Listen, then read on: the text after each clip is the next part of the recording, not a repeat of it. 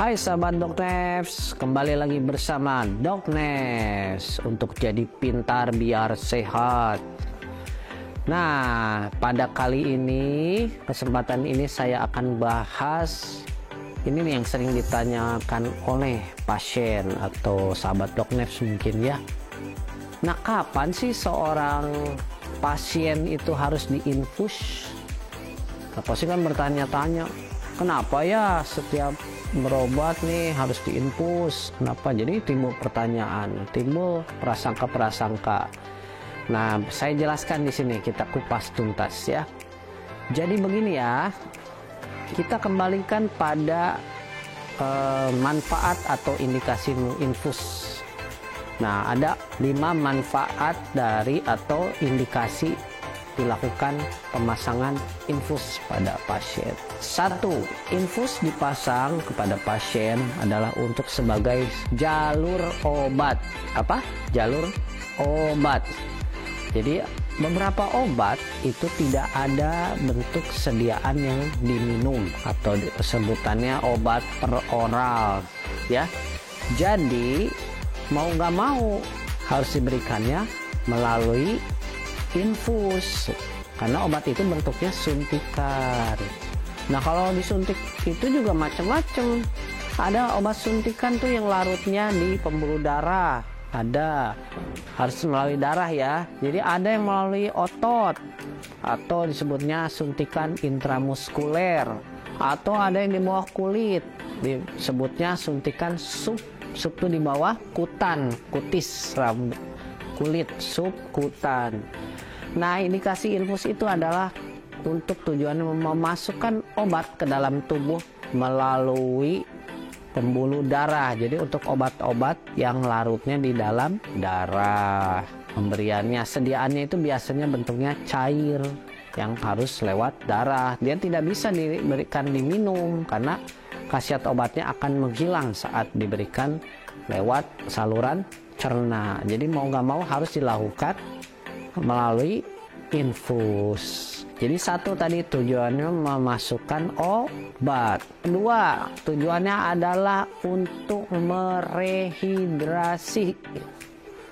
Rehidrasi itu kembali, hidrasi itu kecukupan cairan. Jadi mengembalikan kecukupan cairan tubuh. Biasanya ini diberikan pada orang atau pasien atau anak yang mengalami dehidrasi. Misalkan nih, habis muntah-muntah hebat, mencret-mencret hebat, tidak minum berapa hari misalkan, sampai ditemukan tanda-tanda dehidrasi pada pasien ini. Nah, maka wajib dilakukan infus pada pasien ini untuk mengembalikan cairannya. 3, bertujuan untuk melakukan resusitasi cairan. Nah, apa itu resusitasi cairan? Jadi resusitasi itu tindakan menolong saat terjadi kegawatan. Contoh, misalkan ada pasien, dia tangannya saat bekerja, dia bekerja di pabrik nih, tangannya terpotong oleh mesin, keluar darah, habis darahnya. Nah, terjadi shock atau aliran darahnya jadi berkurang, tidak lancar, sehingga tidak bisa memberikan darah atau oksigen kepada organ-organ penting seperti otak, jantung, paru. Sehingga kalau tidak segera diganti cairannya, maka akan terjadi kematian. Nah, tindakan mengganti cairan itu disebut tindakan memberikan cairan resusitasi, yaitu cairan dalam jumlah yang tinggi dan cepat. Nah, tentu ini harus melalui infus, nggak bisa lewat mana-mana ya, kecuali punya ilmu goib nih, bisa masukin cairan.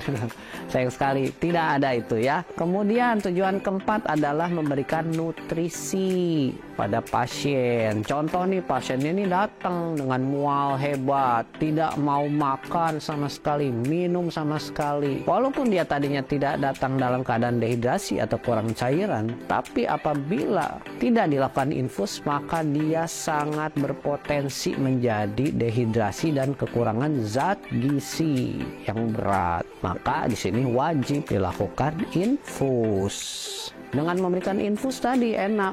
Misalnya pasien muntah-muntah, mual, setelah diinfus diberikan obat anti mual lewat infus. Setelah obatnya bekerja, mualnya hilang, cairan juga dia dapat, maka dia mulai bisa makan, minum pelan-pelan. Tapi tidak perlu tidak perlu khawatir akan kekurangan karena sudah di backup oleh cairan infus ya.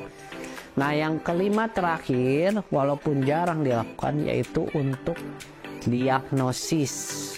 Contoh, ada pasien nih dengan keluhan ada tumor di otaknya atau ada peradangan di otaknya nih, maka dia perlu dilakukan pemeriksaan CT scan ya atau MRI dengan dibantu kontras.